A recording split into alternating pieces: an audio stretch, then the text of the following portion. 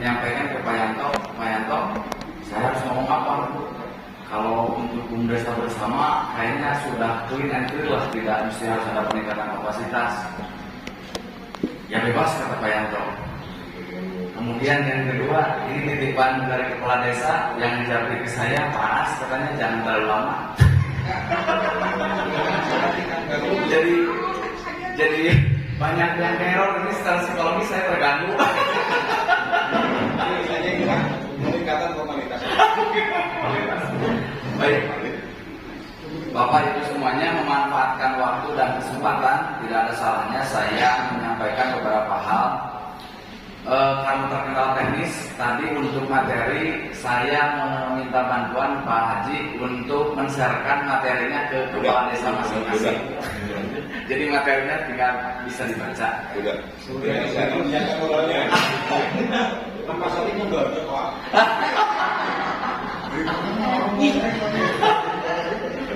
Kalau kelapa sawit itu selesai semalam jam 1 itu. Begitu.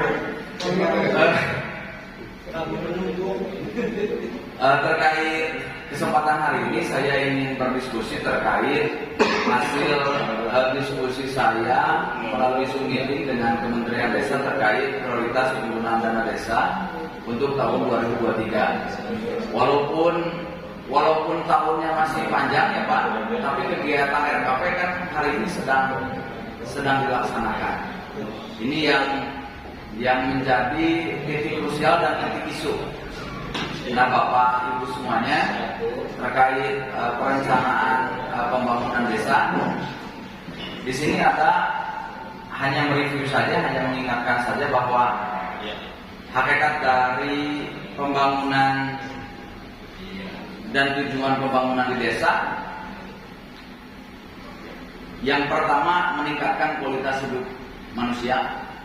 Ini artinya saling mengingatkan bahwa kita, saya dan pendamping, Ibu Camat, Kepala Desa itu punya tujuan yang mulia, tujuan yang sama, pengabdian diri di masyarakat.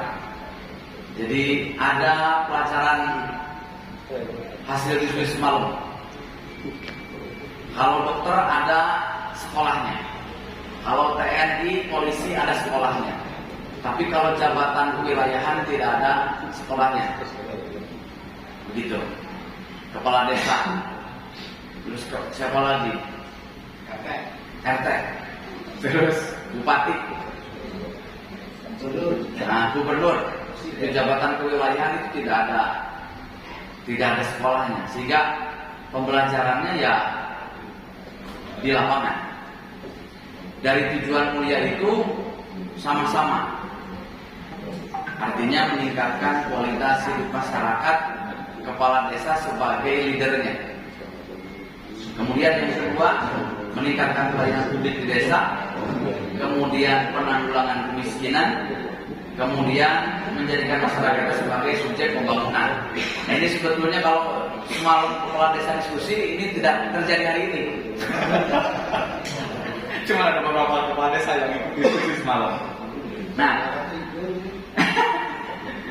Nah, bahwa tujuan pembangunan ini kemudian diejawantahkan dalam kegiatan program masyarakat di desa dengan terdokumentasikan dalam RPJMDes, dituangkan dalam kegiatan prioritas tahunan RKPDes. Walaupun kalau menurut badan pengawas katanya ini ya kita tahu, artinya bahwa dari pusat pindah ke desa ini kan terkesan menggantikan alur birokrasi saja, begitu. Jadi mohon maaf dalam tanda petik. Jadi cara penyelenggaraan pemerintahan di pusat berbeda. Lanjut. Nah, Bapak Ibu semuanya, ini menyangkut persoalan terkait khusus dana desa di tahun 2023. Apa yang menjadi isu sentral Isu sentralnya ini menyangkut persoalan yang menjadi usulan ataupun pada waktu rapat adresi di Jakarta, itu salah satunya adalah operasional untuk penyelenggaraan operasional kepala desa ataupun pemerintah desa. Ini kan isu yang menarik diangkat semalam itu kan masalah wartawan oteng-oteng dalam tanda petik. Jadi kegiatan-kegiatan yang tidak ada sumbernya, kemudian kepala desa karena mungkin ada ketimuran itu harus disiapkan. Sumbernya dari mana? Nah, karena alokasinya memang tidak ada. Gitu. Jadi ya kita di pendampingan itu maupun saran. Tapi kemarin itu atas dasar desakan semua pihak, kepala desa seluruh Indonesia itu mengusulkan untuk ada pos operasional untuk penyelenggaraan pemerintahan desa yang bersumber dari alokasi dana desa. Itu diperbolehkan. Hanya saja mungkin nanti aturan rincinya belum turun. Belum memuaskan Pak, baru wacana 3% Pak. Betul. Jadi karena memang isu sentralnya sebetulnya Jakarta itu menggunakan referensinya itu bukan di Pulau Jawa, Pak. Desa-desa di luar Pulau Jawa yang menjadi referensi. Referensi keprihatinan. Masih agak mending lah kalau kepala desa di Pulau Jawa itu relatif mengikuti aturan yang berlaku. Tapi kalau mohon maaf Pak, di luar Pulau Jawa, itu lebih mengerikan, sehingga batasan-batasan ini berlaku secara umum. Jadi yang sudah baik-baik terkena imbas kira-kira begitu. Nah, kemudian, ini saya juga mengharapkan Pak, hampir saya di setiap desa itu belum melihat secara utuh bagaimana gambaran pemanfaatan dana desa. Saya sih mengharapkan Pak Haji itu ada infografis desa terkait pemanfaatan dana desa. Jadi terpublish secara menyebar di titik-titik sentral desa. Yang ada hanya sebatas pagu indikatif dana desa. Setiap tahun diplang baligo besar-besar setiap tahun. Nah, coba mulai direplikasi bagaimana infografis terkait pemanfaatan dana desa. Jadi kalau di sini kan muncul nih pemanfaatan dana desa tahun 2012 sampai tahun 2021. Yang pertama menunjang tugas perekonomian, kemudian meningkatkan kualitas hidup masyarakat. Nah, sudah mulai tergambarkan. Minimal data infografis itu harus mulai dibunyikan nih Pak. Jadi bukan hanya sebatas baliho saja, pendapatan desa berapa, kemudian pengeluarannya berapa, kan paling sering dipublish itu di depan pintu masuk desa itu kan baliho besar-besar.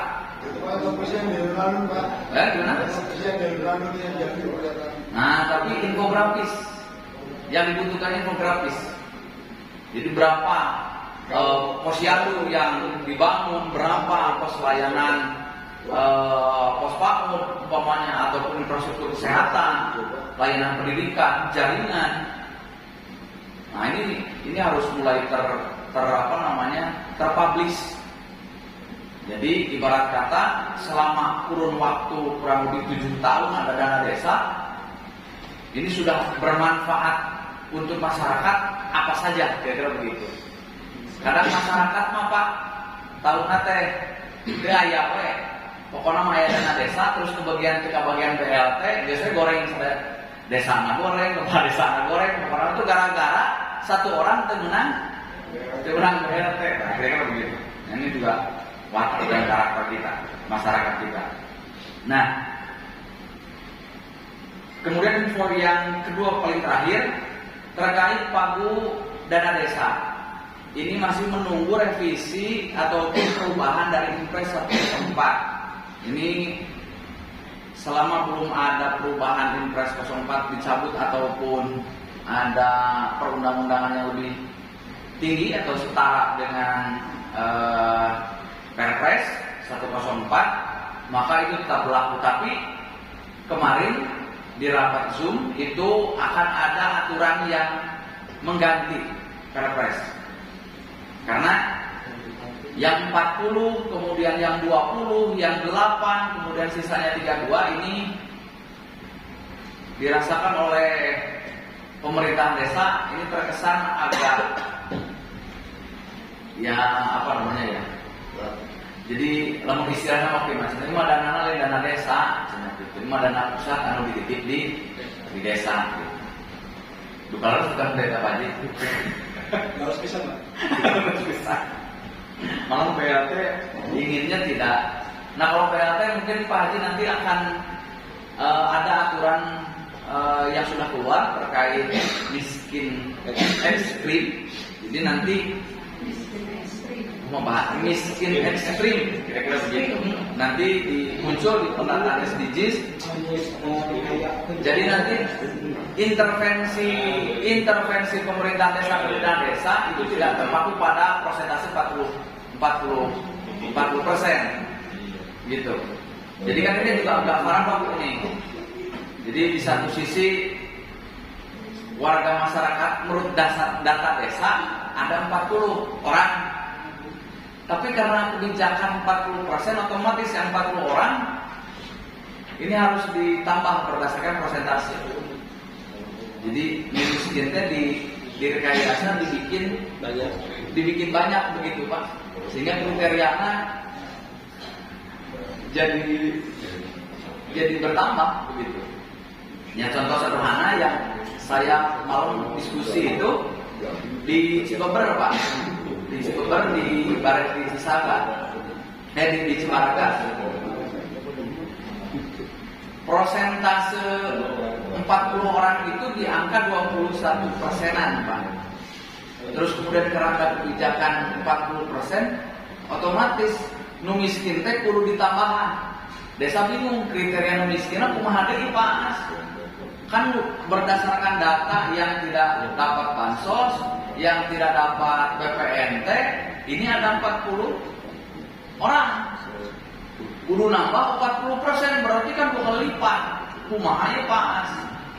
Susah saya ngomong carang weh. Berarti mana ya kan jangan warga orang Cimaraga. Nah ini juga jadi paradoks di situ. Di satu sisi judul besar tadi menuntaskan kemiskinan, tapi dengan kebijakan memunculkan kemiskinan baru. Nah maka adanya malah yang sudah keluar itu kan Impres. Itu terkait Kementerian Desa dan kementerian-kementerian lain mengeluarkan produk aturan sesuai dengan bidang kementerian. Jadi intervensinya di situ. Jadi nanti yang mengeluarkan miskin ekstrim itu adalah kalau tidak salah ini Kementerian Sosial kalau tidak salah. Ini ada kriteria kemiskinan. Jadi yang bagaimana sih masyarakat yang ekstrim? Malam juga didiskusikan terkait miskin ekstrim. Jadi miskin ekstrim itu bukan mobil langsung ganti dia. Itu yang tidak punya pekerjaan, yang tidak punya sanak saudara, yang tidak punya penghasilan dan seterusnya. Hidup. Maka PLT itu masuk di sasaran itu, jadi tidak masuk di sasaran yang 40%. Nah, yang terakhir, yang kedua terakhir, ini sudah keluar kemarin yang didiskusikan di Lapok. Pak Jingkus menyampaikan yang ketahanan pangan itu sudah keluar peraturannya, itu Permendes 83 ya. Itu cuman kalau saya sih bukan agak pesimis. Jadi sudah bisa memprediksikan bahwa kegiatan nanti itu lebih banyak divisi dari ketahanan pangan. Ini juga jadi agak paradoks. Judulnya judulnya ketahanan pangan hewani dan nabati, tapi outputnya jadi pembangunan fisik. Ini prediksi saya, ini prediksi saya. Pasti di pasti karena yang sama yang awal. Nah, ini kemudian ini juga jadi multitafsir. Di halaman terakhir Bapak, di halaman terakhir itu ada dana desa untuk perluasan akses layanan kesehatan. Nah, karena kalimatnya ini multitafsir, bukan alkes yang dibelinya, bukan alat kesehatan, karena alat kesehatan itu adanya di dinas kesehatan. Ini perluasan pelayanan kesehatan. Ini juga bisa jadi masif nih Pak. Prediksi saya, contoh kebutuhan akan ambulan. Ini tinggal nanti persetujuan DPMD saja. Kalau DPMD klik umpamanya, yakin semua desa pasti ambulan sadar ya. Cuman kan persoalannya berani nggak DPMD? Usahakan berani ulah ambulan kalau mengunusian. Ya karena memang di beberapa tempat dan di beberapa kejadian, contoh umpamanya ini di wilayah Ciamis kan banyak kejadian bencana alam, baik longsor, banjir dan selanjutnya dan seterusnya gitu. Terus kemudian ada korban. Nah ini kadang di desa fasilitas juga sangat terbatas. Walaupun sekali pakai tapi kudu nyewa karena mahal deh. Ini di beberapa tempat ini isu ini sudah hampir masif. Kalau Jawa Tengah udah pada punya malah. Nah ini hampir di semua desa penamping itu Jatinegara, Raja Desa itu sudah mulai penamping yang bagaimana nih untuk perluasan akses pelayanan kesehatan, apakah bisa dana desa untuk beli ambulan? Nah ini kadang juga jadi berbenturan nanti dengan kebijakan di kabupaten. Kemudian isu yang strategis lainnya menyangkut persoalan tadi ketahanan nabati hewani ada Permendesnya sudah keluar. Kemudian ini perbaikan dan konsolidasi data SDGs. Jadi Bapak tiap tahun untuk 2023 ini menjadi prioritas tetap. Kan ada Permendes 64 kalau tidak salah itu terkait penerjemahan dari Inpres 4. Kementerian Desa itu tugasnya untuk prioritas 2023 itu berdasarkan Inpres itu yang pertama SDGs, yang kedua ketahanan pangan, yang ketiganya BUMDes dan BUMDesa bersama. Nah nanti baru turun Permendes prioritas dana desa untuk tahun 2023 dari Inpres tersebut. Pernyataan dari Pak Direktur seperti itu. Jadi walaupun tidak menafikan kegiatan-kegiatan yang disebutkan di sini Pak di halaman terakhir, contoh dukungan dana desa, peningkatan keterlibatan masyarakat, menyeluruh desa inklusif gitu. Kemudian kalau isu semalam yang diangkat itu adanya dana desa malah menghilangkan swadaya ya Pak ya. Nuaya jadi PKTD-nya. Nuaya malah dibayar. Jadi hilang swadaya. Nuaya malah PKTD. Hayang diburuhan. Kemudian di sini terkait mitigasi penanganan bencana alam dan non alam. Kan karakter lakbot mah hamparannya Pak. Ya. Tapi lamun abdi kamari ka Lumbung terus ka Desa Sadewata kan jalan teh kieu Pak ya. Rumah teh Cara talangin. harapan duh. Nya lamun kajantenan sapertos gimana mau di jauh. Jadi rumah teh karena memang di bawah tebing begitu. Nah ini juga perlu disiapkan mitigasi terkait bencana. Kemudian ini desa wisata juga sama, walaupun tidak terlalu prioritas memang di tahun 2021 untuk di Kabupaten Ciamis, karena memang kalau dana desa untuk desa wisata nyatanya itu investasinya memang harus besar dan waktunya jangka panjang. Saya lihat yang desa Cisontrol saja itu membuat rekayasa desa wisata itu investasinya juga sangat besar. Kecuali memang yang sudah alam menyediakan. Contoh seperti sadananya ayah cadas nyampah, itu alam yang menyediakan. Tapi kalau yang direkayasa, wisata yang rekayasa itu sangat besar investasinya. Kemudian kemiskinan ekstrim sudah, kemudian BUMDes dan BUMDesa bersama ini juga tadi sudah disepakati di musyawarah antar desa untuk BUMDesa bersama. Ini ada penyertaan modal yang disepakati 5 juta minimal. Nanti ke depan itu bisa lebih dari apa yang disepakati 5 juta. Umpamanya desa ini ada yang 100 juta, desa ini ada yang seterusnya. Saya ikut fasilitasi pra-MAD di Kecamatan Lumbung. Jadi harapannya 5 juta itu terlalu kecil katanya begitu. Tapi yang menjadi persoalan adalah BUMDes bersamanya si UPK-nya.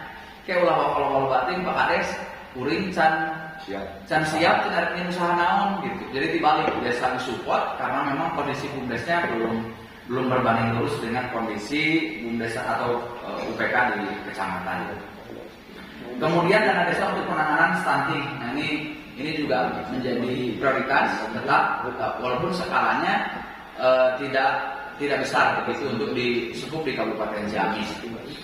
Nah inilah isu strategis prioritas penggunaan dana desa tahun 2023 yang nanti tinggal menunggu regulasinya. Jadi ini kemarin pada saat Zoom disampaikan inilah isu-isu strategis penggunaan dana desa untuk tahun 2023. Harapannya bahwa apa yang sudah dilakukan di desa melalui kegiatan tahapan RKPDes itu sudah mengakomodir kegiatan-kegiatan ini. Kira-kira begitu.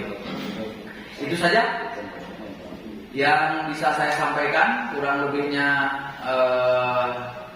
tidak ada tanya jawab ya Pak ya? Sudah ya, tidak ada tanya jawab. Ini kalau tidak ada moderator soalnya. Oh ada. Oh silakan Pak. Saya juga ngopi pembicaraan Pak Kades Sidaharja. Kalau ada pertemuan seperti ini, biar tidak terlalu monoton satu arah pembicaraan. Jadi saya mengisi waktu juga Pak. Siap. Ibu. Terima kasih. Di video ya. Video.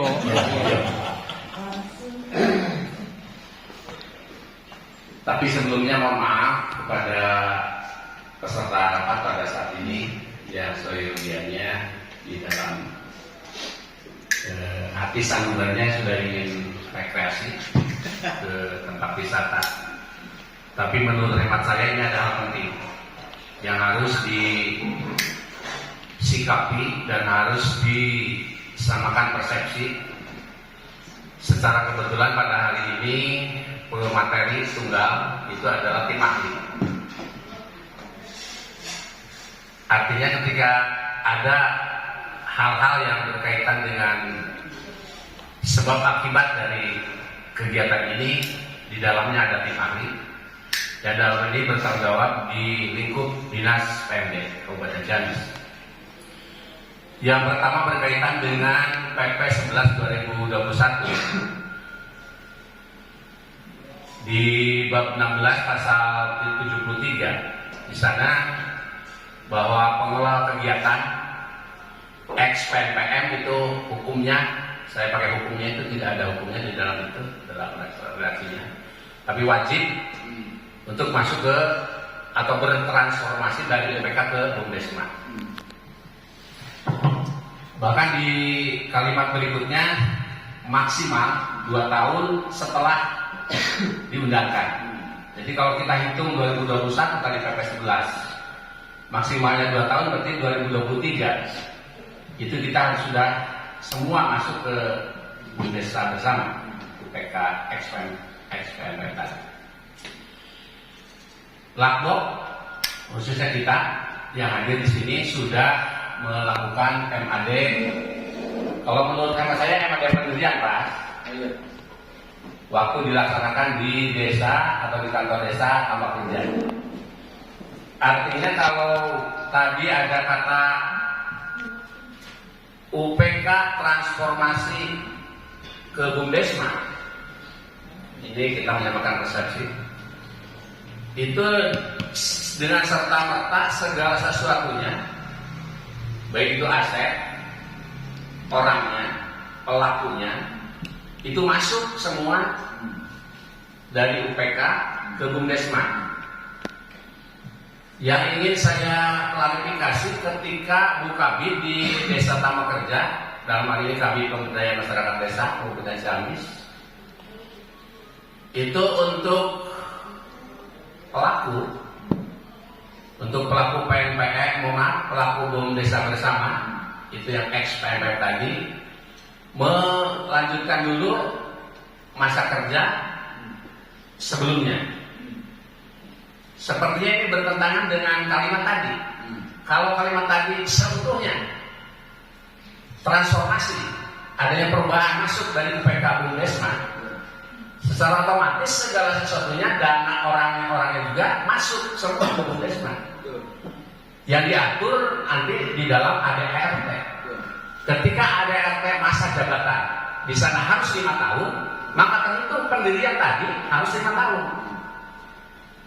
Contoh misalkan Mas Anto, Pak Direktur, sekarang Ketua UPK, secara otomatis menurut kalimat tadi di pasal 73 itu harus masuk ke 5 tahun kalau di ADR-nya 5 tahun. Ini perlu diklarifikasi. Dan ini perlu diketahui oleh semua bapak-bapak kepala desa yang notabene untuk MAD itu kan melibatkan beberapa lembaga dan tokoh masyarakat di masing-masing desa. Yang kedua, sejak kapan Pak pemateri narasumber, sejak kapan sebetulnya kalau tadi saya katakan MAD pendirian, menurut saya ya sejak itu berlaku. Bahkan sebutan-sebutan ini mohon maaf sudah berlaku untuk direktur Bumdesma kan sebut seperti itu, dan saya seperti dan harus seperti itu. Jadi sejak tanggal 7 September 2021 di Kecamatan Lakbok sudah terdiri atau sudah terbentuk Bumdesa Bersama dengan komposisi yang tadi UPK transformasi ke Bumdesma, orang-orangnya itu. Nah, setelah dibentuk tadi, didirikan Bumdesa Bersama di Kecamatan Lakbok, kemudian ada sebuah kebijakan setelah tanggal 7 September yang saya sebutkan tadi, otomatis itu merupakan tanggung jawab bersama. Salah satu contoh kegiatan seperti ini, makanya tadi saya mengangkat tenaga ahli. Sampailah kepada poin yang saya maksudkan. Di sana ada peningkatan kapasitas lembaga Bumdesma dan kepala desa. Kemarin waktu di kecamatan, saya pun sudah menyampaikan kepada rekan-rekan kepala desa bahwa yang namanya peningkatan kapasitas dulu baru kali ini di Kecamatan Lakbok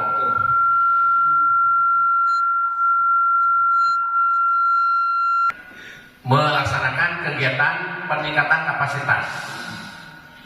Yang saya tanyakan karena tadi 7 September sudah masuk pendirian, kemudian aturannya juga kita belum tahu seperti apa Bumdesa Bersama ke depannya, tentu ada jumlah-jumlahnya nanti. Yang saya tanyakan ketika dana ini yang dipakai itu kan kelembagaan tadinya, sekarang dipakai bersama, apakah itu diperbolehkan? Sekaligus mungkin pertanyaan ini ke Pak Direktur, apakah sudah tembus juga ke Dinas PMD? Kalau maksud saya tidak menjegal, bukan menjegal. Kalau memang itu diperbolehkan, maka semua akan transparan seadanya. Tetapi kalau ragu-ragu, abu-abu, maka kami sebagai badan pengawas di kecamatan, bukan, kita menyiasati bahwa nanti angka pertama di Bumdesa Bersama adalah ini. Tetapi ini disembunyikan. Kegiatan peningkatan kapasitas ini disembunyikan. Yang anggaran 2 tahun ke belakang diamankan, sekarang dipakai peningkatan kapasitas yang tidak seperti biasa, itu akan disembunyikan. Tetapi apabila diperbolehkan oleh dinas PMD dalam hal ini, maka pengeluaran atau pengelolaan dana di UPK pada tahun ini dengan rincian masuk sekian, pengeluaran pun di dalamnya ada pengeluaran untuk peningkatan kapasitas. Jadi kalau tidak diperbolehkan akan disiasati oleh kami 3 lembaga. Karena ini kan sudah dilaksanakan. Itu Pak pemateri. Kemudian yang berikutnya, pintar ya, sopat ya.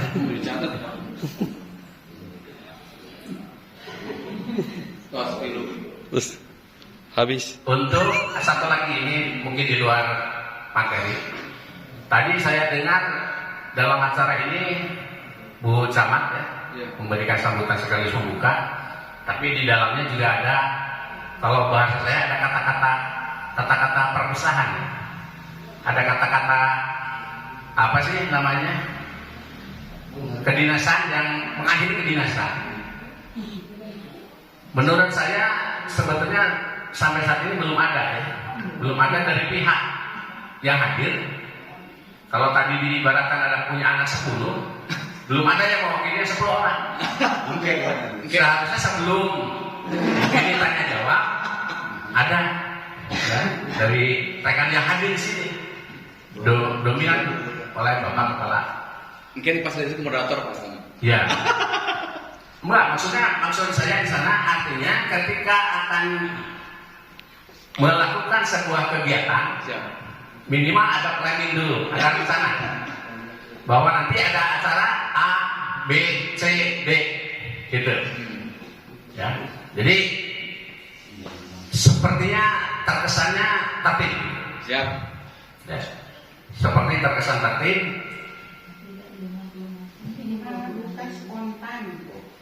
Baik, terima kasih. Ada 3 pertanyaan. Satu pertanyaannya nanti disampaikan, difasilitasi oleh Bapak Moderator. Yang pertama, sejak kapan terhitung Bumdesa bersama Langgeng Abadi Kecamatan Lapok? Kalau di Kecamatan Lapok berasumsi pertanggal 7 September pendirian Bumdesa bersama, kira-kira gitu.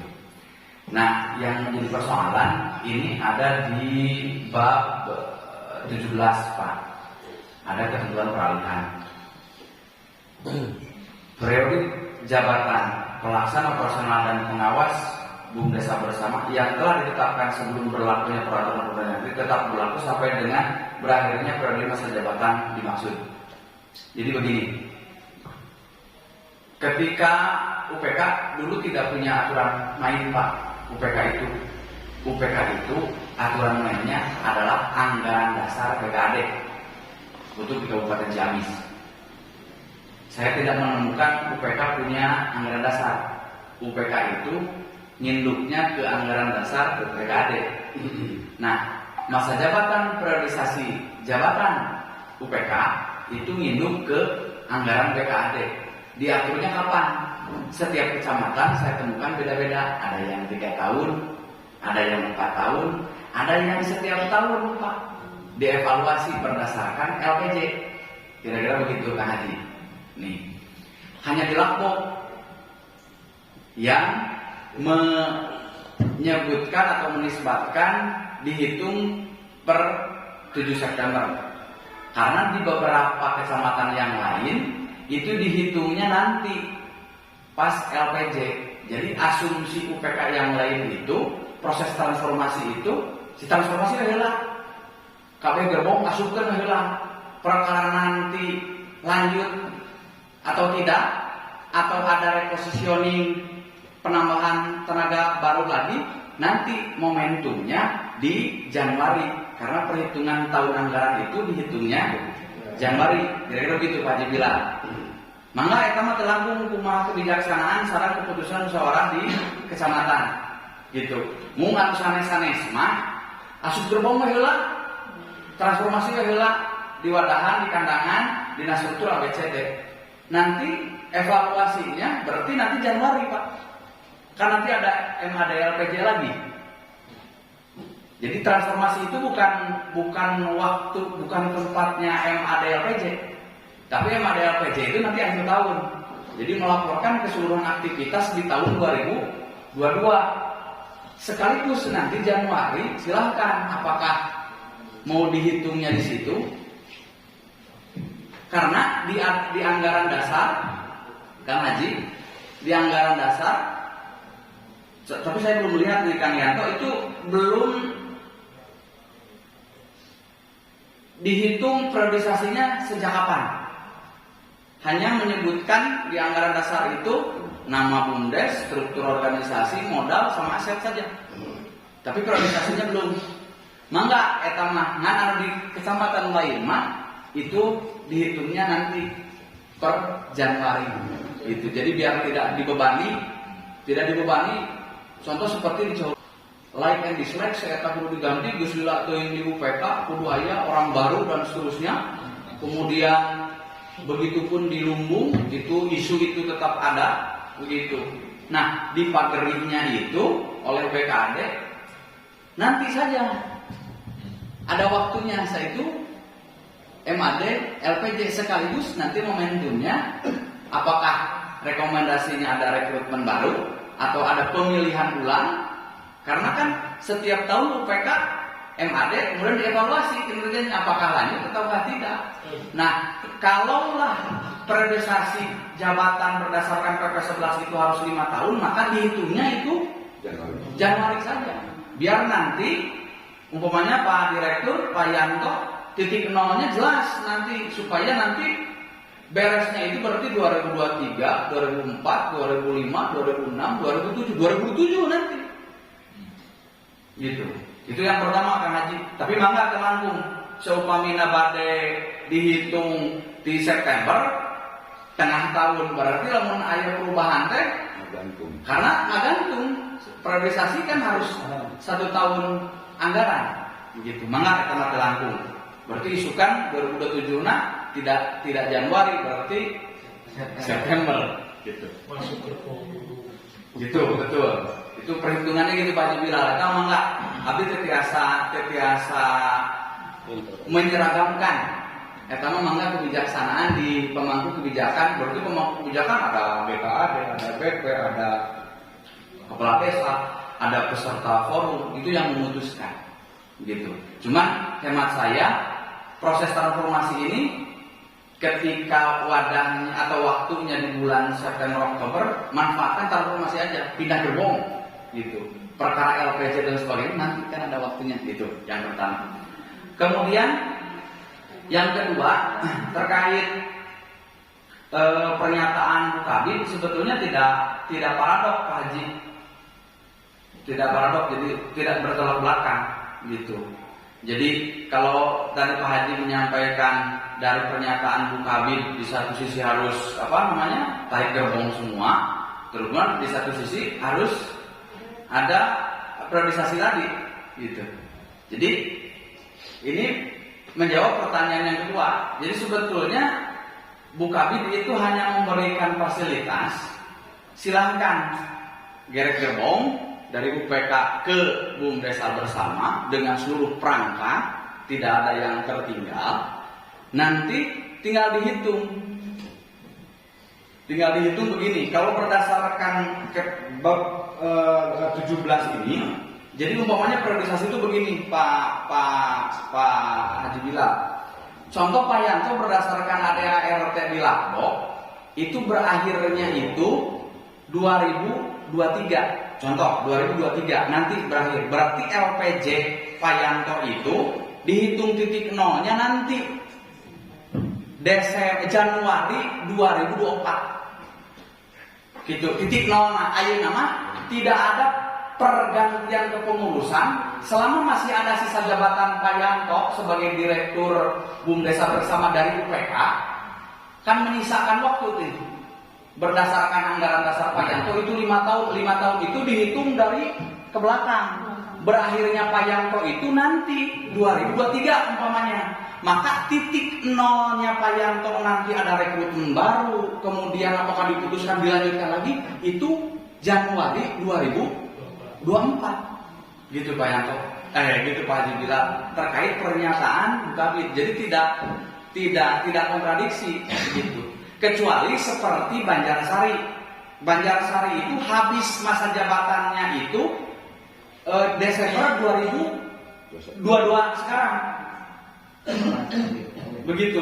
Jadi nanti dihitung titik nolnya nanti pas waktu MAD LPJ. Sekarang tarik gerbong dulu begitu. Jadi biar tidak ada biar tidak menjadi friksi gitu. Itu Pak punten-punten. Banyak orang yang masuk angin ayeuna ka UPK hoyong lobat jadi direktur Pak. Ngaganti si anu karena nilai angka aratos di UPK sekitar 4 miliar Pak. Ningalina teh eta. Kasihan punten-punten Pak. Contoh seperti ini Pak, direktur UPK bendahara belekek Pak dina warung mate. Abdi dugi ka gogorokan ka pendamping, saya satu saurang cek saya teh. Kabayang Pak lamun sarayana dileungitkeun manehanana teuing teh apa laporan juga itu kan tanyakan aja coba kalau UPK sudah gitu bukan punya niatan jahat. Abi nebikeun ka maksa ka pendamping bejakeun ka abdesina kasesakeun anu aya nu tadina sekretaris ayeuna posisinya jadi bendahara. Abi memang rada intervensi Abi oge dan kabayang Pak lamun Abi tidak punya kepentingan bubar Pak UPK.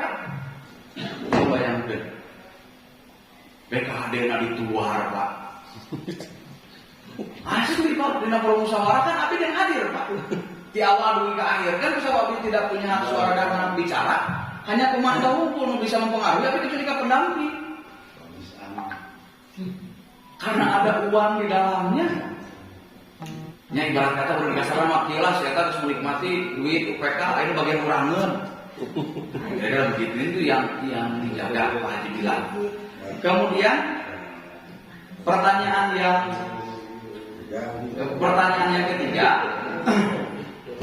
jadi semangatin pokoknya Pak Haji bilang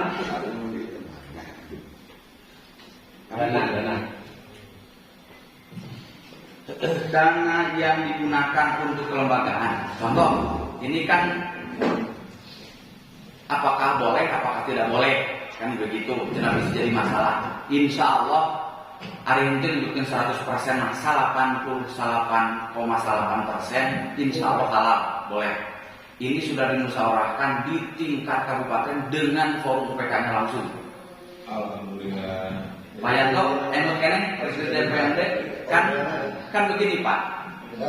Kita mensiasati kegiatan berdasarkan Permendes 15. Dari surplus biasanya UPK itu dialokasikan 3 kegiatan. Ini yang lazim umum Pak. Pertama dana sosial, kemudian penambahan modal, kemudian kelembagaan. Itu yang umum. Jadi tina surplus UPK diperuntukkan 3 laba ditahan karena pemupukan modal, nuka 2 dana sosial, terus nuka 3 kelembagaan Pak.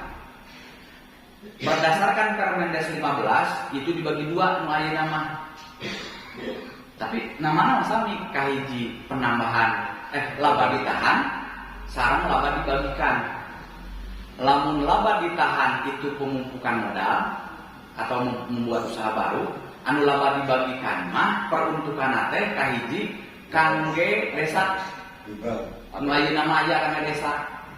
Semacam PAD lah gitu. Kayak semacam PAD tapi namina sanes PAD. Jadi pendapatan lain yang sah bagi desa. Ayeuna mah aya. Jadi kayak ke Pak Kades tiasa nuntut ya ke BUMDes bersama, tapi bukan PAD namanya. Kan aya dina sumber pendapatan desa nih survei yang ada 7 yang sah pendapatan masuknya di pos itu yang surplus dari yang modal dari surplus UPK.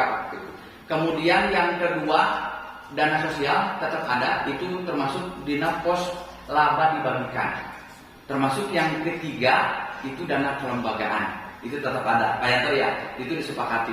Nah untuk dana kelembagaan karena di Kabupaten Ciamis rumpun kegiatannya beda-beda di setiap kecamatan, sehingga itu berdasarkan kewenangan lokal di kecamatan. Tapi namanya kelembagaan.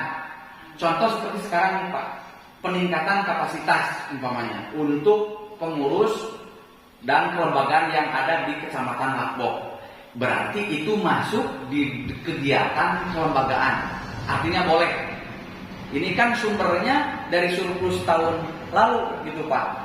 Jadi ini insya Allah 88,8% ini halal Pak Haji bilang gitu. Jadi tidak mesti harus ada kekhawatiran ada mengganti. Yang penting kegiatannya ada terdokumentasikan secara tertib di UPK atau di BUMDes bersama. Nah, itu jawabannya langsung Pak Haji bilang to the point. Jadi sah insya Allah. Itu sudah diketahui oleh DPMD di hasil rapat terakhir dengan Kabupaten Ciamis beserta UPK. Kemudian yang ketiga, ini menyangkut persoalan tadi Pak Haji Bilal menyampaikan atau cuma BKAD bubar. Pak, saya sampaikan di setiap forum dimanapun entitas BKAD tidak hilang selama ada kerjasama. Bapak kamari setiap desa ngeluarin perdes kan? Nah, perdes itulah dasar hukum adanya BKAD. Hanya saja formulasinya kalau meminjam bahasanya Pananang Ketua Forum BKAD Nasional, BKAD berdasarkan Undang-Undang Desa. Jadi argumentasi atau dasarnya BKAD itu ada di perdes kerjasama desa. Kalau yang kemarin perdes tentang pendirian BUMDes di masing-masing desa itu lex spesialisnya. Jadi lex generalisnya perdes tentang kerjasama desa itu ada di Permendagri 96. Lex spesialisnya yang dikerjasamakannya bidang ekonomi, yaitu pendirian BUMDesa bersama. Nah, kemudian sekarang siapa BKAD? Ada beberapa opsi. Contoh umpamanya kalau di sini disepakati, Bapak siapa BKAD-nya di sini Pak? Dari desa Sinangin umpamanya. Ketika forum memutuskan sudah kepala desa Sinangin sebagai ketua BKAD, berarti entitas jabatan ya dia itu BKAD, yaitu dia kepala desa sebagai perwakilan dari forum MAD, maka tetap legal Pak, tetap ada. Jadi punten Pak Haji Bilal lamun disebutkan BKAD bubar untuk mewadahi yang ex BKAD, mohon maaf, yang bukan kepala desa. Begitu Pak Haji Bilal. Kan banyak BKAD yang bukan kepala desa. Nah, kira-kira begitu. Sehingga diwadahi di desa bersama. Tapi ketika kepala desa disepakati oleh semua peserta yang memegang mic di depan forum itu adalah BKAD, ya berarti selamanya dia itu BKAD. Hanya saja mohon maaf, kan ini menjadi bergeser pemahaman bahwa BKAD itu cuma 3 orang, ketua, sekretaris, bendahara. Padahal peserta MAD itu adalah anggota BKAD. Begitu Pak. Insya Allah Pak Haji bilang, kalaulah peserta kemarin memutuskan dan menetapkan lanjut bahwa BKAD itu Pak kepala desa dan dipilih anggotanya, berarti itu adalah BKAD. Kedepan ketika ada forum-forum lagi, contoh seperti MAD LPJ, contoh seperti mau penyertaan modal, itu dimusyawarahkan, yang memimpin rapatnya ya BKAD. Begitu. Tinggal diberita acarakan saja supaya tidak ada friksi nanti. Seperti di Cidolog, Pak, di Cidolog itu ada BKAD 2.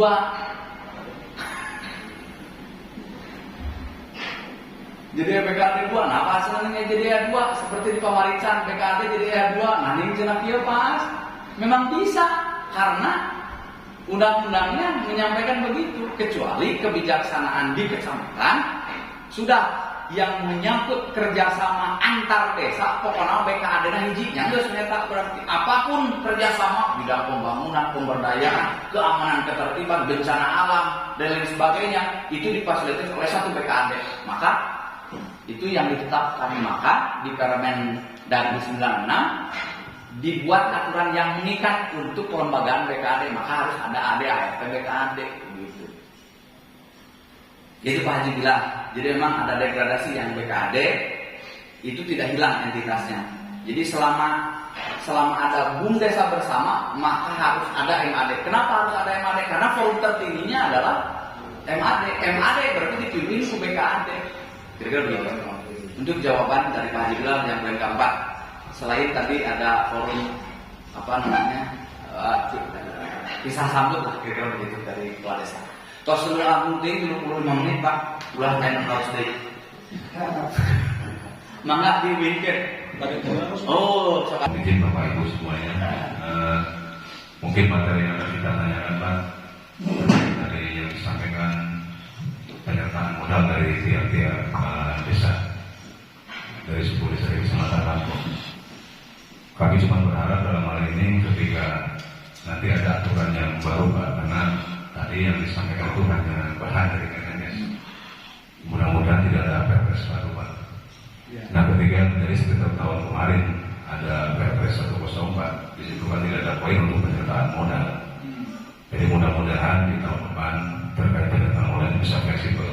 Adapun tentang besarannya mungkin nanti tergantung dari tiap-tiap desanya, walaupun sudah ditentukan dengan angka 5 juta. Nah terkait untuk dana desa Pak, mudah-mudahan dalam musyawarah kali ini mungkin bisa diupayakan mungkin untuk bahan sharing antara bapak-bapak pendamping. Mudah-mudahan dana desa tidak seperti tahun lalu. Jadi ketika semua desa punya keinginan dan punya cita-cita sesuai visi misi kepala desanya masing-masing, kita semua apalagi punya target pembangunan yang mengacu kepada SDGs Pak. Nah ketika SDGs itu tidak terrealisasi atau satu persatu tidak bisa diselesaikan, ini kan menjadi masalah juga di desa. Karena arah kebijakan pembangunan semuanya mengacu pada SDGs desa. Nah ketika tiba-tiba muncul Perpres tahun kemarin, secara otomatis kami tidak bisa menyelesaikan SDGs itu Pak.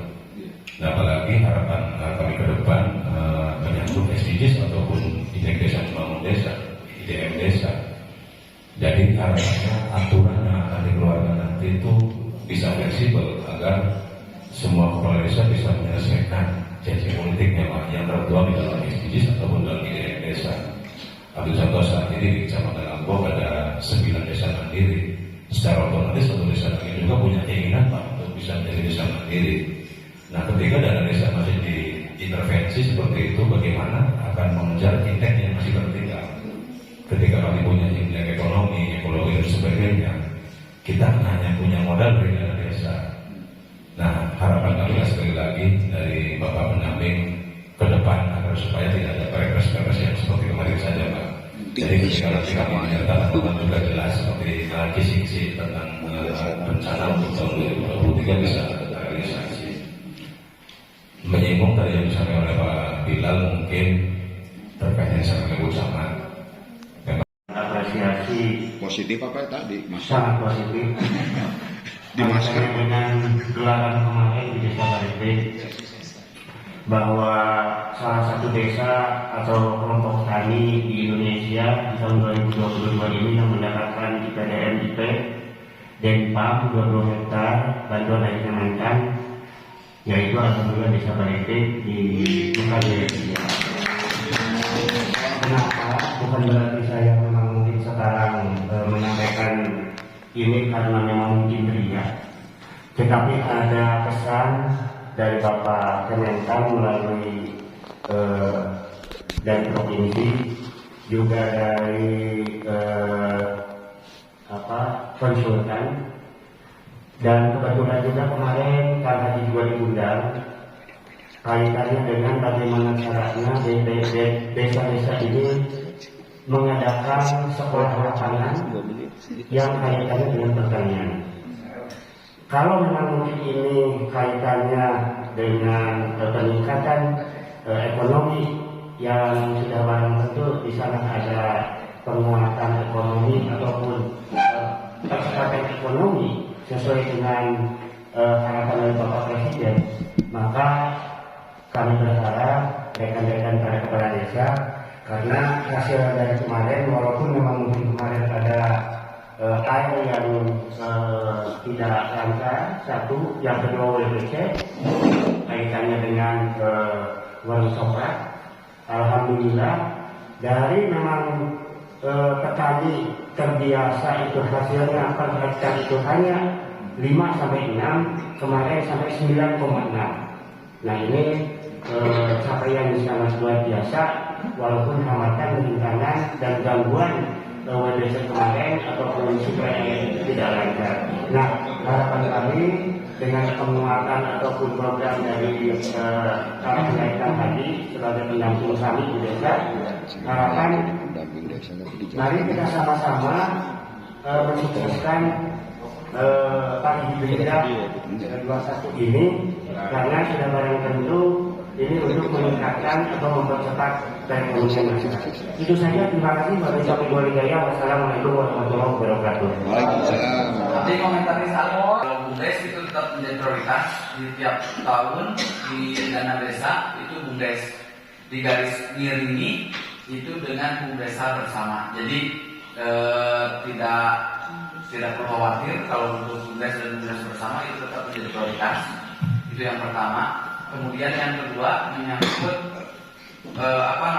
fleksibilitas terkait pengalokasian dana desa. Nah, ini juga pada konsumsi internal ini.